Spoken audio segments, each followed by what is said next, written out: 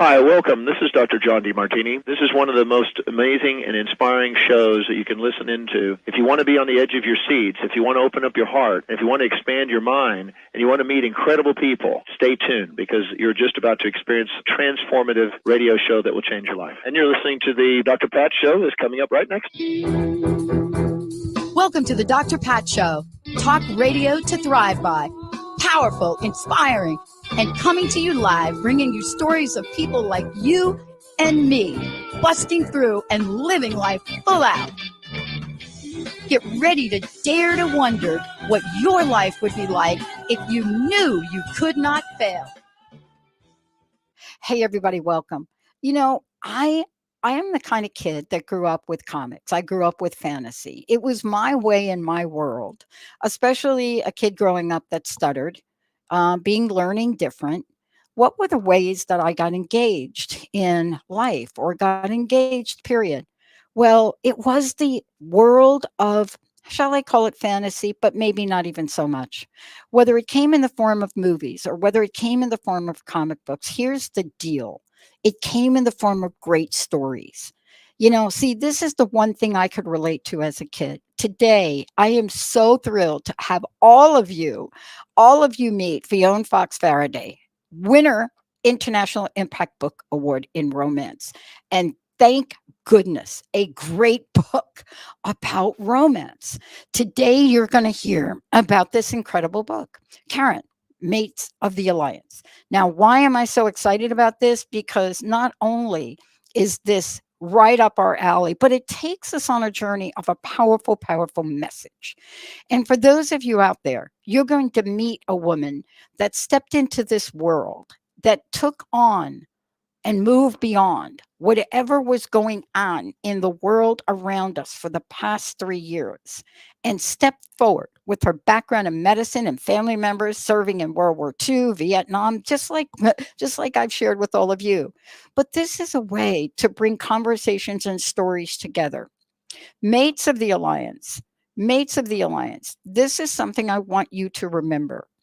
Today, I want to introduce you to someone that just goes beyond writing a book, but takes us on a journey so that you can feel what the characters in the book feel, so that you can imagine yourself in the unimaginable. But then what happens when maybe two of the most unlikely folks get together? What do you get? You get an award-winning book, a great story, and a time to really be present in the world of something that brings a powerful message and still takes you on a journey of universal planetary energy. It's so great to have you here. Thank you, Fionne. Thank you so much for joining us today. Oh, thank you for having me on. I've been looking forward to talking with you. My childhood is exactly like I just described, and so you can imagine how I felt when I saw the book trailer. Right. First of all, thank you for doing a book trailer. I wish everybody did a book trailer, but thank you for doing that because besides reading the book and besides being there, and besides being in such a beautiful place of romance, this is my opinion, by the way, you're also bringing a book to the forefront that was so important to bring. But let's talk about you, if we could, for a minute. A lot of times when we hear about books like this, stories like this, they come from people that so are in the groove of this. They don't usually come from people that are in a different profession, that have busy careers. And I'm not quite sure why. But that's not really the whole story for you, is it? Because something touched your heart. You saw some things in this COVID world that really busted open your heart, didn't you? It has been a rough year, couple of years, of course, for all of us. Couple of years back in 2020, I had a medical scare, and they put me on no call for 6 weeks and no work responsibilities for 2 weeks. And I kind of watched every single television show, binge watched, read all my to be read books. And then when I came back, it was in the midst of the first wave of COVID. And it was I don't have to say it, it was truly awful for everybody. And, I'm an ICU doc, and I have it easier than a lot of the staff in the unit because I come by and I check on my patients for maybe 20 minutes, half an hour, 45 minutes at a time, and then I move on to the next patient. A lot of my good friends are ICU nurses, and how the ICU generally works is they have two people, two patients, and they spend 12-hour shifts with them continuously. And this was when we first started, the patients weren't allowed to have visitors. So their sole means of support, emotional support, were the nurses. And these nurses got to know these patients, and a lot of the patients were family members of each other. We lost families. It was awful. Yeah. And, it was hard to leave that at home. And, the ICU nurses were so dedicated. And I can't say enough about them. They're amazing people. And a lot of them got burnout because they commit so much to this. So it was hard to leave work at home. And I'd come home and I would watch TV, and that didn't do anything because it was just too much stress, and you'd bring work home with you. So I started to write, and I wanted to write something where, there was a thread of hope, and we didn't have enough, the right technology. We didn't have enough medications, the right medications to save these people. And I wanted to write something where it was a different world and it was a catastrophe, but we had the means to save people. And I wanted to give us hope, and everyone loves a good romance, something to make them smile, and hope gets us through it. Oh boy. Otherwise, the last couple of years. Oh my God, yeah. I mean, even today, it's so interesting you and I are talking about this.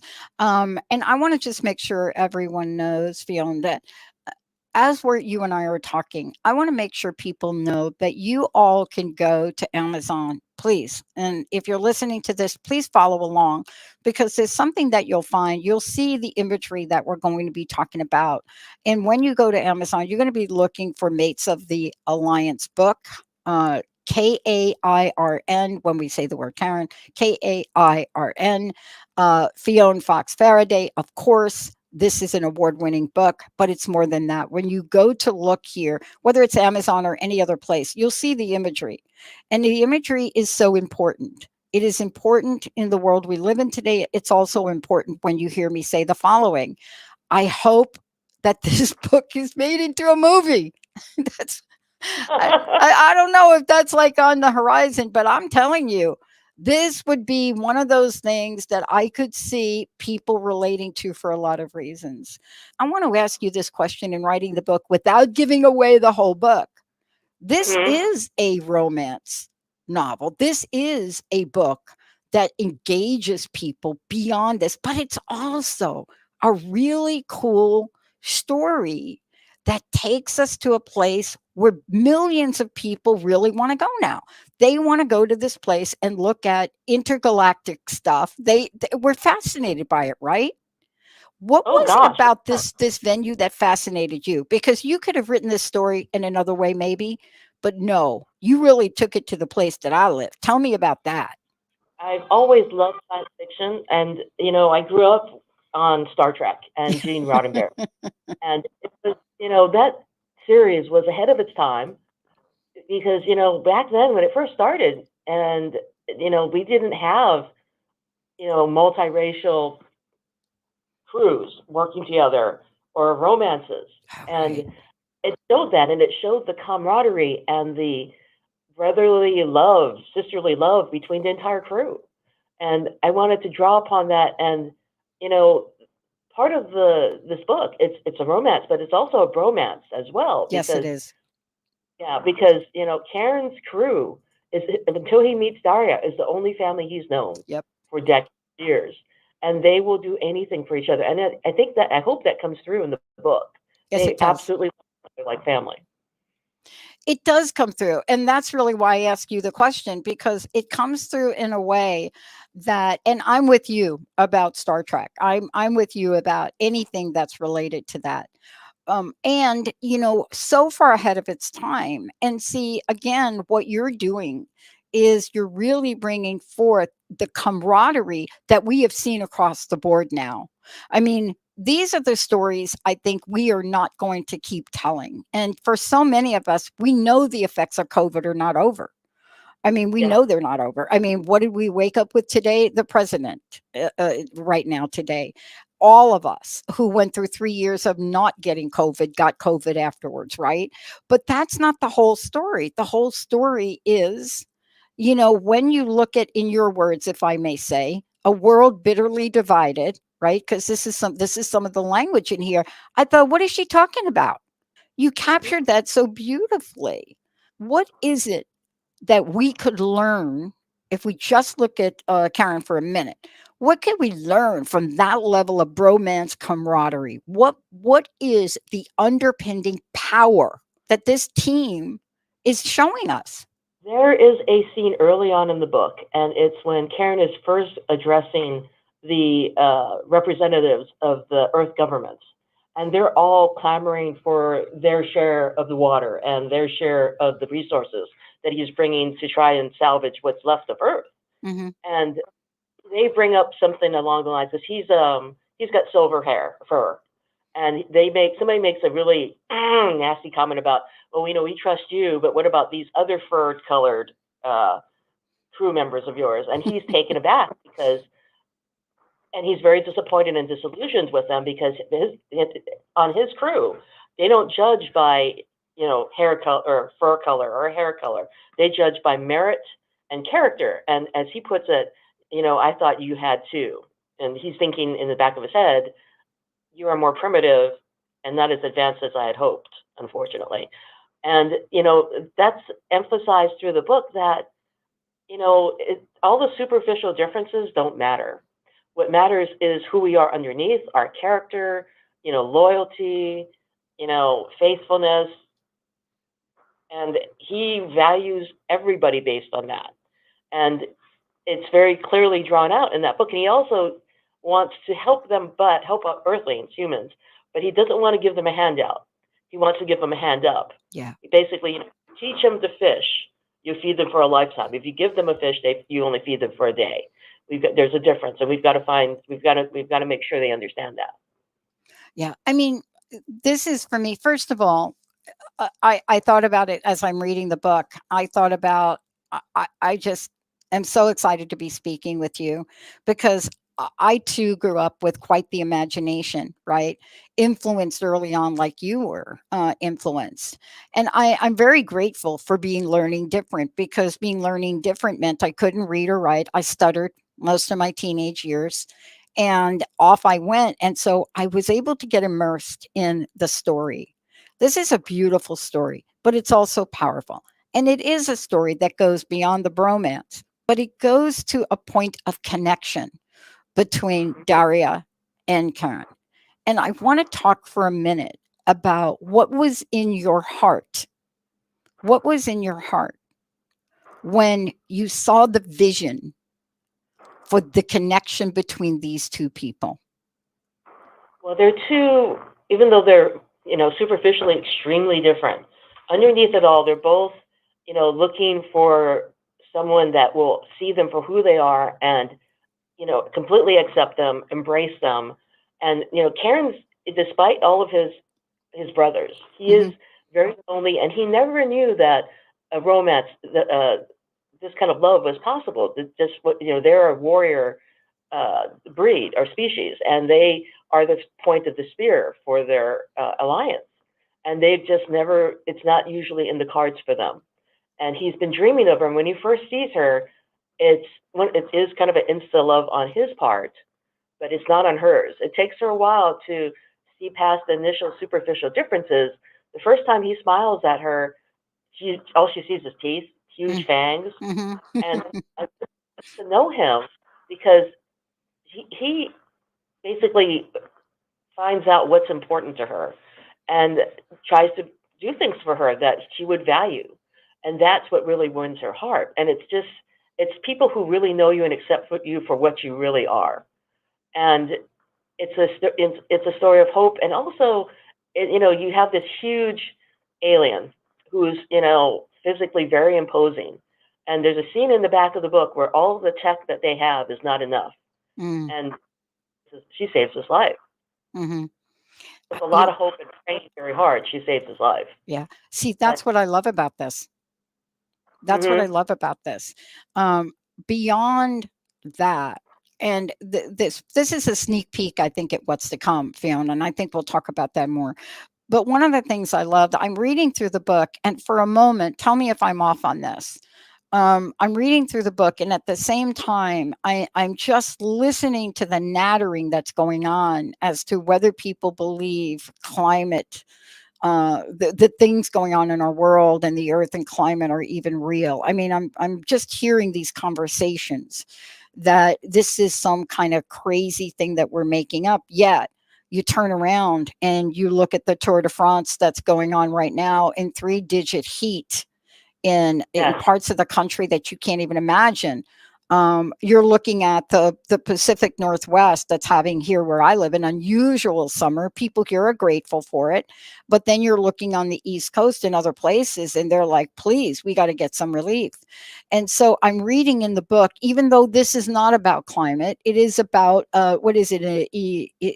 Help me with the pronunciation. Is it Ikori or Ikori worship? Corey. Yeah. Yes. And I'm reading about this, and for a moment, oh my gosh, what are you really describing here? Am I reading too much into it? Okay, and more so in the rest of the books, what is woven through the entire series is stewardship, excuse me, of the planet. We only have one planet. We need to take good care of it, or how do we expect her to take care of us? And there's so much that we have done to the planet already, and China is, an economic giant. But Yeah. to do that, they have completely destroyed their country. They have pumped out God knows how much pollution. That country will never be the same. And they've managed to damage the planet for the rest of us on top of it. And, we are, to a large degree, we live in the moment. We don't always see the big picture. And, I have family in Texas. They have temperatures of about 110, 115 degrees in the shade. Yeah. That we've got to wake up and smell and see what we're doing. And Yeah. it's hopefully we've not passed the point of no return. There is a movie, and I know most people have heard of it, The Day the Earth Stood Still, Oh, not the yes. remix, the original. Oh my God, I And love it. exactly. And I was a little kid. I can remember the first time I saw it, and I can remember thinking, there is a big warning post at the end of the edge of our solar system, all around, saying, "Warning, keep away. Yeah. They're a danger to themselves, and it might be contagious." At this point, and we just need to, climate change is real, and you can't explain what's going on, and Mhm. we're having huge solar flares, which is part of the reason, Oh probably yeah. why the temperature is ridiculous. But our oceans are polluted, our lakes are polluted. It's it's our home. We need to take better care of it. Yeah. Somebody asked me an interesting question, and but I don't want to, I don't want to digress too much. But somebody asked me an interesting question a couple of weeks ago in an interview, and they asked me a question because they know that I started the Green Challenge over 2 decades ago, and a bunch of other things like that. And my experience comes from living on the East Coast and stepping on a hypodermic needle as I was walking on the beach in the Jersey Shore. And, they asked me, they said, "Pat, what do you think it's going to take?" Now, I'm reading your book, and I'm reading this with a level of consciousness between the characters, if I might use that word. Just this level of consciousness, whether they are the what I call intuitive thoughts of Daria, or they are other things, whether they are the ambassadors that are out there, whether they are some of the characters, Dr. Watson, whatever it is that's in here. There's a level of awareness that I tuned into of the characters in this book, that if we could have 10% of this level of awareness, I wonder what we could do with it.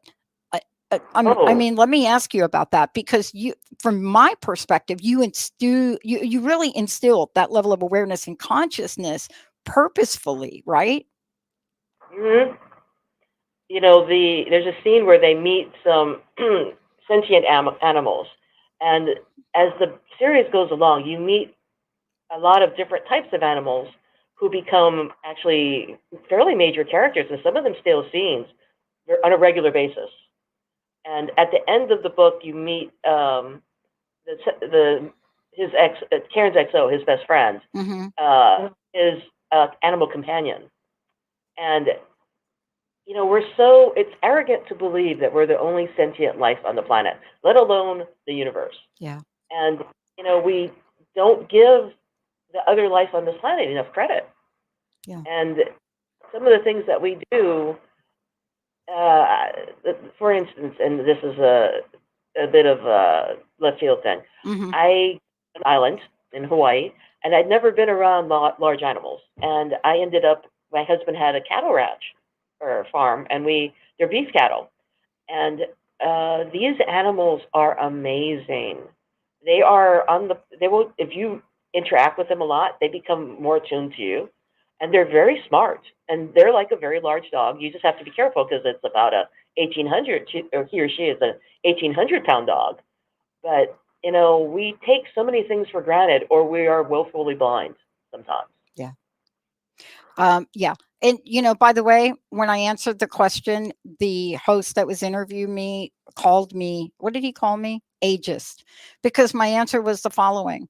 I said, well, I think to start here in government in the United States and across the world, that most seats of political power really will need to be filled by people that are 30 years old.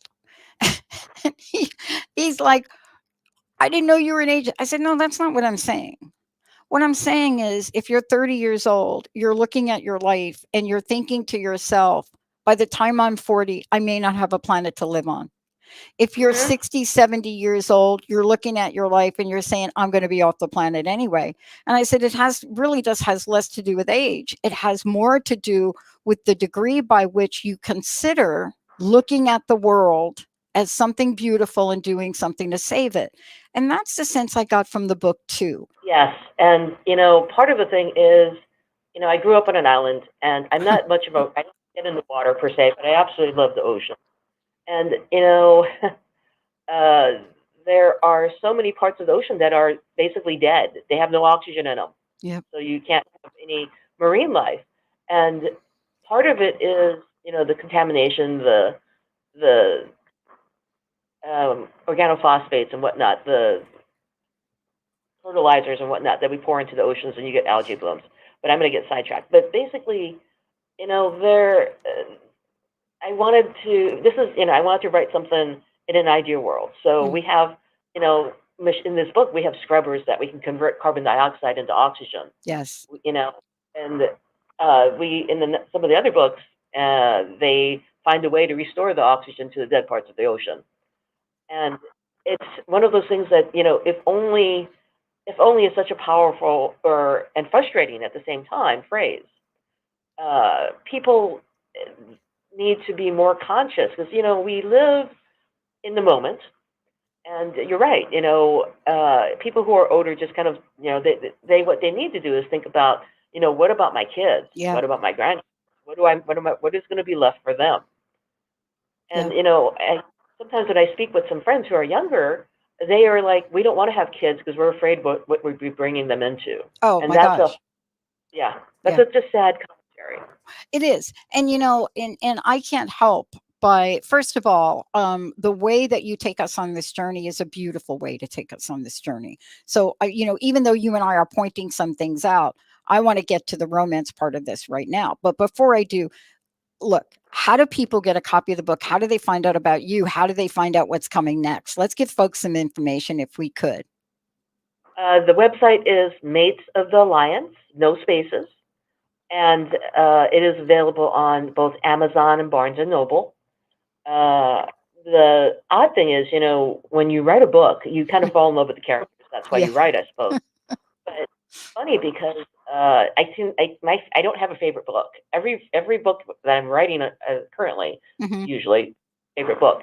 I do have a really soft spot for books 2 and 3 because they just rung a chord. And I had a friend who was molested very badly when she was a child, and that just I wanted to write it for her. I want to thank you for doing all of this. The other thing is, I want to ask you this question because it does come through and it comes through loud and clear. I mean, sometimes we love the most odd people in the world of the way our friends look at us, the way we like, we do, but we do fall in love. We do have that place. We do get to the place of our hearts opening. We do see beyond superficiality in so many ways. And that's what I love about what you've done. Well, unfortunately, we're kind of conditioned to look for certain things by, and I hate to say it, by the media and what's in the internet as to what is our standard of beauty. Yeah. And, you know, yes, we're human and we are attracted perhaps initially physically, but what keeps you with someone is who they are. And sometimes, when you look, the most, and this is going to sound generalizing, and I'm sorry, the most beautiful people sometimes don't have the best personalities. Not all, it's a Mm-hmm. generalization. Mm-hmm. But, what the people who you really end up falling in love with are the ones who get to know you and love you for who you are and accept you completely. And it doesn't necessarily have to be the best person in the room. It's also a personality thing because you need to be engaged. They need to first, and it may be physical initially, but then they need to win your mind, and your heart goes along with it. If you're engaged, if they make you laugh, if they make you think, if they make you smile and look forward to seeing them all the time, that's magic right there. And it may be, that's another word for it is love. And that applies for friends as well. Yeah. I want to thank you for doing that. I want to thank you for bringing all the characters to life. Some we didn't even talk about today, but I would encourage people to go ahead and get the book, right? Yes, please. I think one of the biggest compliments you can have, or I can imagine, is someone who goes, when I read your book, it made me smile and it gave me a sense of hope, and I'm going to read it again because it made me feel good. Yeah, that's me. And I'm going to, wait for the movie too. It's interesting that you said that because it's currently being converted into a screenplay. Beautiful. Beautiful. I can't thank you enough for being able to really bring this beautiful, beautiful story, but it's also a powerful story. And it's a powerful story that has so many different messages throughout it. So thank you for doing that. Thank you. Again, please tell folks how they can find out about you and how they can get a copy of the book. The website is Mates of the Alliance, no spaces, and it's available on Amazon and Barnes & Noble as an ebook. The paperback will be released hopefully in late September. Cool. Thank you. Thank you so much. One last question. What's your personal message? What would you like to leave us with today? Gosh, I mean, there's so much going on right now. I was getting to the point where I was trying not to read the headlines because it was just so disturbing. But, if you look, and you may have to look hard, but there is hope, and that's what's going to get us through this. And we're going to get through it together, and we just have to, we can do anything when we actually put our minds to it. We just have to have enough people who get to that point and say, this is what we need to do, and we're going to do it now, and that's just it. Mm-hmm. Because it's not really a choice. I love it. Thank you so much. I look forward to the next time we speak because we've got lots more to talk about. Thank you so much for joining us today. Thank you so much, Pat. I really appreciate that. You bet. Let's take a short break, everybody. Get the book. You'll see what I'm talking about. We'll see you in a few minutes. Welcome to the Be Happy Now show. Flex your soul connection muscle and be your inner guide to fulfillment and purpose. I'm Claudia Sam. If you know that you're here for a bigger reason, this is the place to be. Together, we ditch the self-care guilt and quit the go with less fear and more trust. Tune in to living life in alignment with your full potential. The Be Happy Now show starts now. Hi, welcome back to the show. Today's all about Self-Love 101. And if you're like, well, Claudia Sam, I don't love myself every day. How do I even love myself on days when I don't feel there yet? Oh, I know. Sometimes it can feel like someone asking you to marry them on the first date, right? We are wanting to rip the Band-Aid off. We want to go straight to self-love when we don't really feel we're even there a little bit. Don't worry, I'm going to take you through it. And if you feel like you're in that energy slump of loving yourself, well, you're really at the right place. I'm Claudia Sam. I'm your soul connection coach, host of the Be Happy Now show. And this is an episode where I get to share with you a text I wrote on what self-love is to me. And I'm going to share with you the foundations of what self-love is to me so that you can be inspired and motivated and perhaps reconnect with your worthiness to feel loved by you. And I really believe that self-love is the foundation of health, of growth, of success, of happiness, of abundance, of positivity, and of inner peace. That from this foundation of self-love, we get to embody the person we wish to be in the world, the person we wish to be with others in the world as well. And if it's the first time listening to the show, welcome. Welcome. If we have never met yet, well, I'm your soul connection coach, and I support driven, ambitious leaders and guides who deep down know that they're here for a bigger reason. They know, you know, perhaps that you want to live life with your passion. You want to be able to lead your life from this place of passion.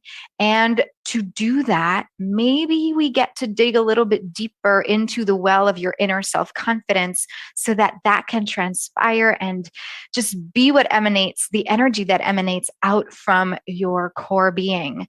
So I support clients one-on-one or in groups. I also host the Soul Connector Circle, which is pretty much a group-based environment where you get to receive daily pocket coaching to be on your way to more self-love every day, to have motivation and coaching from me every day. And by listening to the show, you get your first month at 50% off. So if you're like, yep, I want to try that, I'm on the go and I want to receive daily pocket coaching, then go to soulconnectorcircle.com and use the code radio50 and you'll be in. Okay. I want to start by sharing with you the text that I wrote, because it might just bring us into the groove of what self-love is for me. And anything I share here, I want you to know that you get to take my words and use what resonates with you and just leave out the rest. You also get to create your own definition and meaning of whatever I say. Maybe you take what I say and you make something new with it. And that is great. Okay. All right. So let's sit comfortably. Allow yourself to just receive the words that I'm going to share with you and notice what emotion, what feeling, what experience you're getting from receiving these words. Okay. And if you've been here before, because I was talking to you if you were new, but if you've been here before, thank you so much for listening or watching the Be Happy Now show. Okay. Ready? Let's take a deep breath in together. Exhale everything. Inhale through the nose. Open the mouth to exhale. If you want to receive these words, close your eyes. You might want to close your eyes. You might also want to bring your hands to your heart as an act of self-love to receive these words of self-love. It's like your inner higher self speaking to you. Self-love is a part of you. It's a place you go within. It's an inner knowing. It's who you are, even if you forgot. Self-love is what you've got. Look up to the moon and notice if it's waning or waxing, if it's lit up or awaiting. Then look down to your heart and notice it's still beating. Notice if it's lit up or awaiting. And from that place, remember that self-love, even if tucked far away, it's still there ready for you to lift the veil of shoulds, coulds, have tos, and need tos, the veil of expectation and rejection, the veil of pessimism and other isms. You were born with the right to be loved, to give love. And the first person to replenish by your love is you. Self-love happens when you nourish your body with the breath consciously. Self-love happens when you eat intentionally. Self-love happens when you stop internalizing and embrace your emotions emotionally. Self-love is knowing when to stop. Self-love is standing tall with confidence connected to your inner power and taking action from that place within, that exudes worthiness and belonging. Self-love is a place you go whenever others aren't mirroring your value. Self-love is that energy you access when it feels like the world outside you wants to fail you. Self-love is the inner landscape you get to connect with in any experiment. That landscape you uncover corner by corner, inch by inch, moment after moment. That inner landscape that has no memory of the forgetful and the optimal abundance of the elegance of the divine. Self-love is that part of you that says yes to what's in alignment. Self-love is that part of you that knows what feels all right. That intuitive knowing that vibrates at the frequency of light. That aligned feeling you get when life feels just right. Self-love is a part of you. It's a place you go within. It's an inner knowing. It's who you are. Take a deep breath in. Hold the breath. Feel expansive from within. And exhale to let it go and let these words sink deep within. I'd love to know what your experience was of hearing these words. And I feel like the list of what self-love is could go on and on and on and on. I just feel like my earring might be creating extra sound here on the microphone, so I'm just taking it off. Okay. Thank you for your patience. The list of these, what self-love is, meaning or definitions, could go on and on and on. And this is just me, what felt in alignment for me to write just 15 minutes before the show was live, because it felt like I felt poetic and I felt like self-love is so many things.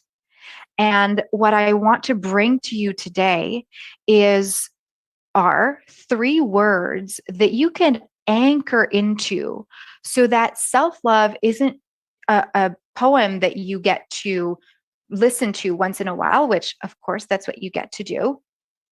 And you could also use these 3 words I'm going to share with you as the foundations of self-love. So if on any given moment, at any given moment, you feel a little low on the self-love meter, you get to remember these 3 words and then realign yourself.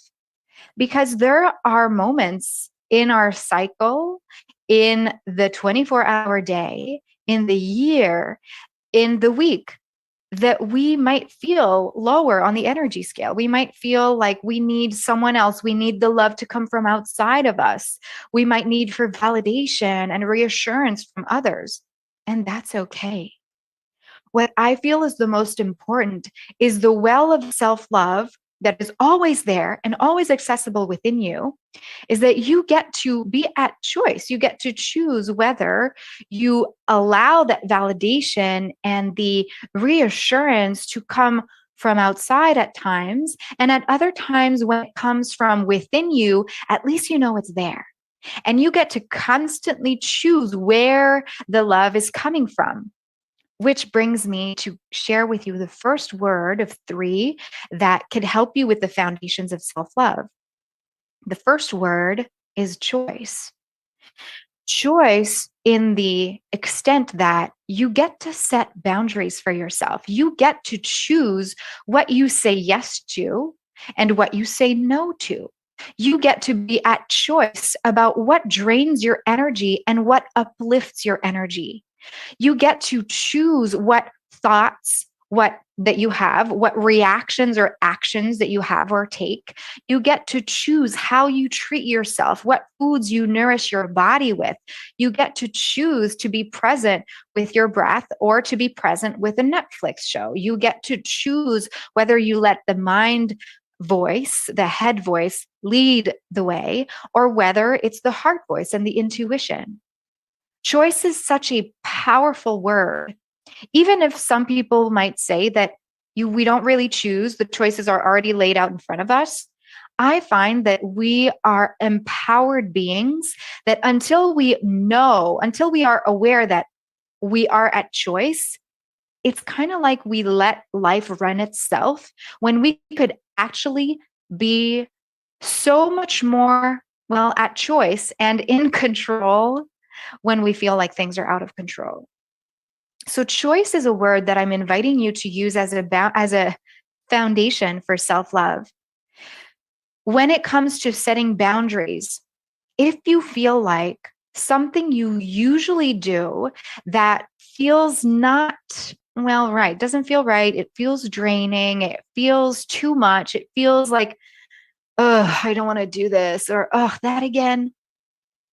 Anytime you find yourself in that energy or thinking these thoughts, remember that they are there as an indicator. And then you get to choose, oh, wait, if this action I'm about to take is draining me, then can I choose something else? Can I make another choice, another decision that feels more in alignment with my heart? And by choosing whatever feels in alignment with your heart, that is an act of love towards yourself. That's an act of love towards yourself. Okay? Knowing when to stop is also a beautiful way to set boundaries and to be at choice. When you are, or if you find yourself always on the go, go, go, if you find yourself using the word busy when someone asks you, how are you? And you say, I'm good, I'm busy, I'm good, but busy. We're not making this wrong. I'm just shining a light on the fact that you get to be busy and aware. And when it feels like it's too much, when it feels like, wow, this is going to take me to burnout, I can see it, I can feel it, then you get to be at choice. You get to know when to stop. That is an act of love, and that is being at choice. So if you're thinking, if you came in here listening to the Be Happy Now show and this episode thinking, I'm going in front of the mirror and I look at myself and I can't tell myself that I love myself, it just doesn't work. The vibration of energy isn't exchanged properly. It just feels so false, like I'm lying to myself. I get it. So notice how being at choice isn't necessarily about going in front of the mirror and declaring your love to yourself or marrying yourself. It can be about choosing what to say yes to, what to say no to, setting boundaries so that your energy can be uplifted instead of draining. Or, okay, please know that if you choose something that's draining, but you're choosing it because that's what you want right now, then that's fine. And we're releasing the judgment around it. And knowing when to stop when you are so used to being busy is also a beautiful act of self-love. So again, the word is choice. One of the 3 words I'm going to share with you. If you're just joining us, I'm Claudia Sam, your soul connection coach, and this is the Be Happy Now show, and we are talking about self-love 101. And 3 words that I'm offering up to you as the foundations of self-love. The first word being choice. The second word is awareness. Yes, awareness. Right now, what is the one thing that you are actively doing and that you might not notice? Could be that your heart is beating. Yeah. What about the breath? You're breathing. You're blinking, and sometimes even blinking, we're not noticing that we're blinking. I want to bring your attention to the breath. The breath is this life force that animates the body, that replenishes us with oxygen, and that releases the carbon dioxide, releases the toxins that the body no longer needs. How powerful is that? When we are in awareness with the breath and everything else that's happening in our body and our mind and with our emotions, that is also an act of self-love. Because with awareness, we grow. With awareness, we can set boundaries and we can even be at choice. With awareness, we get to make decisions that make us happy. And with awareness, we slowly get to be in front of the mirror and look at ourselves and say, I love you. That's my goal, for you to be able to look at yourself in the mirror and go, wow, I love you. And for it to come from the heart, because it's possible. Okay. There are days when granted, I glance, I get out of bed and I go brush my teeth and I look up and I just cross eyes with myself. And some days I'm like, oh, right, I'm here. And I lock eyes with myself and I take the time to be aware of the moment. I take the time to be at choice with the moment and to choose to look at myself in the mirror and to lock eyes with myself. And eventually to say, I love you to myself. When we're talking about awareness, I want to mention the awareness wheel, which you might have heard me speak about in previous episodes of the Be Happy Now show. The awareness wheel includes the body, the mind, and the emotions. And it's a wheel because when it comes to awareness, you can begin or enter the wheel at any place. You can start by being aware of the headache that you have, or you can start to be aware of the pressure that you need to do more, or the whatever thoughts that are keeping alive the busyness, for example. You could also enter the awareness wheel noticing a feeling of unworthiness or a feeling of being judged or unsatisfied. You get to enter the awareness wheel at any point. So when it comes to being aware, or when it comes to the word awareness, remember that you get to be aware with everything. You can choose to be aware of the senses. Right now, look around you. Be aware of the color that stands out at you. When we focus on that one thing, I bet you weren't necessarily thinking about the unworthiness. We are training the mind to focus on something, and we are slowly training the mind to be able to say, I love you to yourself. So by being at choice about setting boundaries for yourself, saying yes to yourself, and saying no to things that drain you, that is an act of love. So is being aware, being in awareness. And it starts with the breath, because it's this thing that is the life force. When we are aware of the breath, we lengthen the breath, we lengthen the inhale, and we lengthen the exhale. My Guruji's Guruji in Nepal, so my teacher's teacher in Nepal, would say that we are born with a set amount of breaths. And so the yogi's life is extended because of the length of the inhale and the length of the exhale that is longer. And in Tantra Yoga, which is the tradition that I learned in Nepal when I lived there in 2016 and 2017, in Tantra Yoga, the breath is you inhale for a set amount of time, let's say a count of 4, then you hold the breath, and then you exhale longer than the inhale. So if you think about it, that goes in alignment with what my Guruji's Guruji was saying about, we are born with a set amount of breaths. And I'd love for you to experience how much being aware of breath is an act of self-love, especially when you're stuck in the overthinking overwhelm, or when the mind is just going at it with self-criticism, with judgment, with pessimism, with fear, name it. This type of breath can really help calm you down and release anxiety. Would you like to try it? Okay. We're going to inhale for a count of 4. We're going to hold the breath for a count of 3, and we're going to exhale for a count of 5. Sounds good? Follow my lead. Exhale everything. And you're breathing through the nose.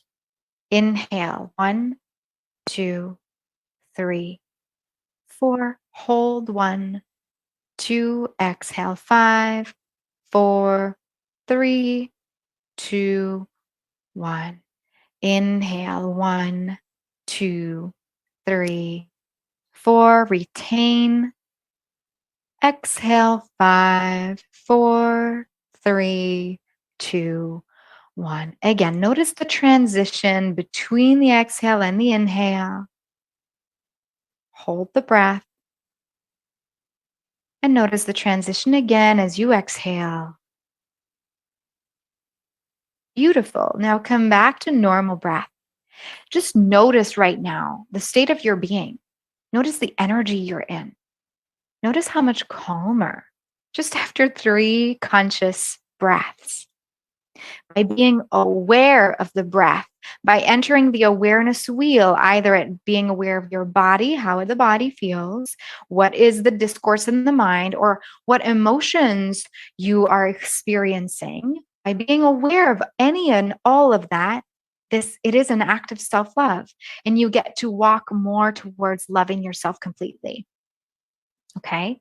The third word, so we had choice, awareness, and now alignment.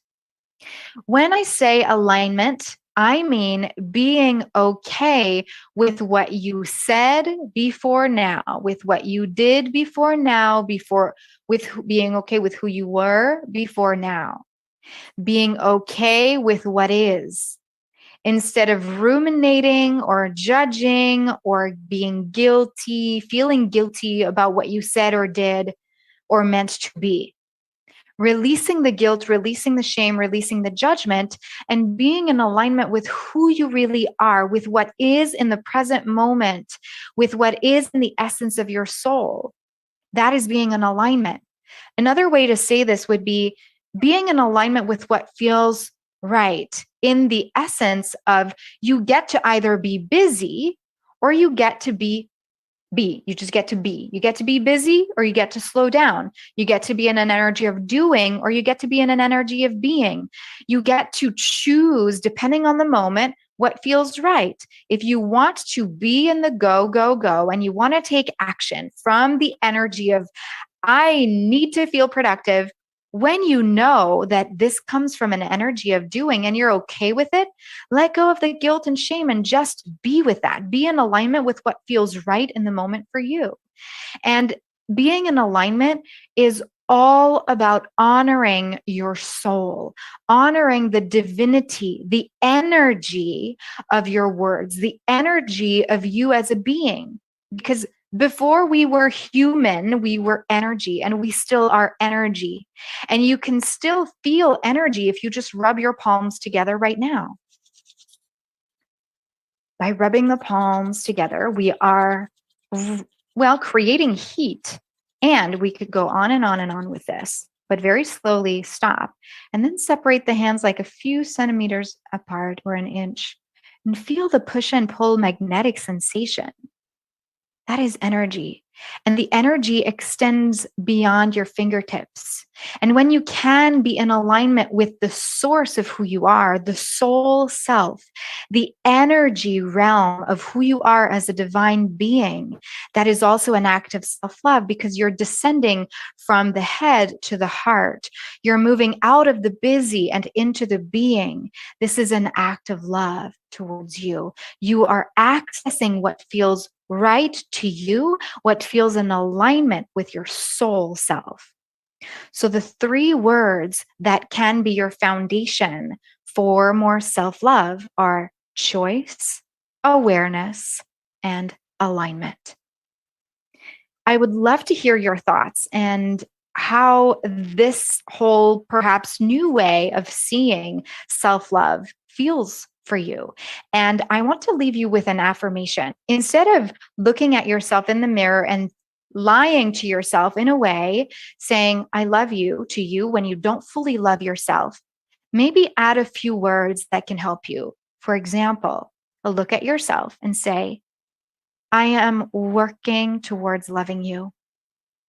I'm working towards loving you. And being fully honest with yourself. That is also an act of love. Thank you so much for being here with me on this episode of the Be Happy Now show.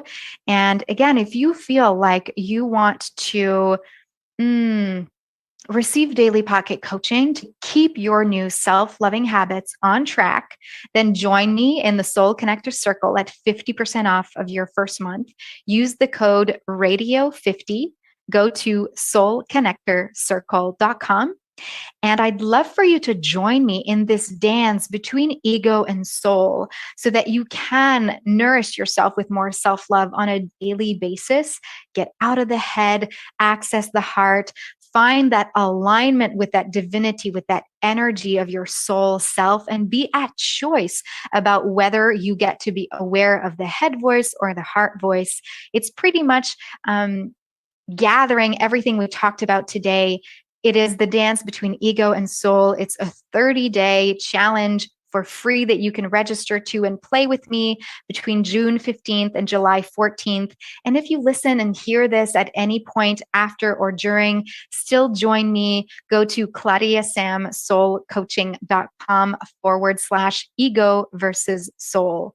Ego vs soul.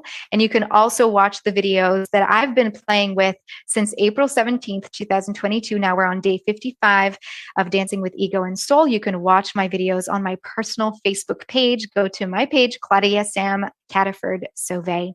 I'm so looking forward to seeing you there and getting to know you more. Thank you. And here's to more self-love. You've been listening to the Be Happy Now show with me, Claudia Sam.